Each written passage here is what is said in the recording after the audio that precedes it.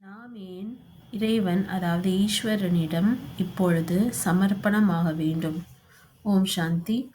சமர்ப்பணம் என்றால் நமது அனைத்தையுமே தந்தையிடம் ஒப்படைத்து விடுவது. அதாவது இவைகள் என்னுடையவைகள் கிடையாது, இவை அனைத்தும் உமதே என்று சொல்வதுதான் உண்மையான சமர்ப்பணமாக இருக்கின்றது. நமது மனம், உடல், பொருள் மற்றும் சம்பந்தம் மற்றும் அனைத்து வசதிகள் அனைத்தையும் நாம் இறைவனிடம் முழுமையான சமர்ப்பணமாகிவிட வேண்டும். ஏனென்றால் இப்பொழுது ஈஸ்வரன் இந்த உலகத்தில் இருக்கின்றார். இப்பொழுது நம் கடைசி பிறப்பாக இருக்கின்றது. இப்பொழுது இந்த உலகம் அழிந்து சொர்க்கம் ஸ்தாபனையாக போகின்றது. மேலும் நாம் வீட்டிற்கு செல்ல வேண்டும். ஆகையால் நாம் புத்திசாலிகளாக ஆகி நாம் வைத்திருக்கும் அனைத்தையும் ஈஸ்வரனிடம் கொடுத்து விட வேண்டும். இவை அனைத்தும் எனதல்ல, அனைத்துமே உன்னுடையதே என்று நாம் அவரிடம் சமர்ப்பணமாகிவிட வேண்டும். அப்படிப்பட்ட புத்திசாலி குழந்தைகள்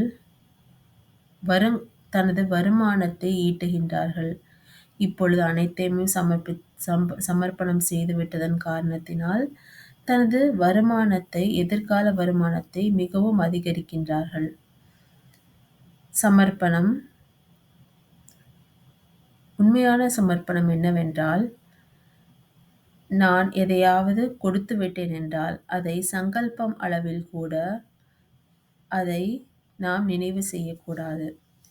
வெறும் ட்ரஸ்டியாக இருந்து, அதாவது பொறுப்பாளராக இருந்து அதை பார்த்து கொள்ள வேண்டும். ஆனால் அவை அனைத்தும் இறைவனுடையதே என்பதுதான் உண்மையான சமர்ப்பணமாக இருக்கின்றது. நாம் அதனை பார்த்து கொள்ள வேண்டும், அதை நாம் உபயோகப்படுத்த வேண்டும். அதாவது ஈஸ்வரனின் காரியத்தில், சேவையில் நாம் அதை உபயோகப்படுத்த வேண்டும். மேலும் நாம் ட்ரஸ்டியாக இருந்து நாம் ஸ்ரீமத் படி நடந்து தந்தையின் கட்டளைப்படி கீழ்ப்படிந்தோம் என்றால் இதுதான் உண்மையான சமர்ப்பணமாக இருக்கின்றது. நாம் இப்படி சமர்ப்பணம் செய்துவிட்டால் நாம் தந்தை மிகவும் மகிழ்கின்றார். மேலும் நமது எதிர்காலமும் மிகவும் பிரகாசமாகவும் வருமானம் நிறைந்ததாகவும் இருக்கின்றது. ஆகையால் தந்தையின் மீது இப்பொழுது முழு சமர்ப்பணம் செய்ய வேண்டும். ஓம் சாந்தி.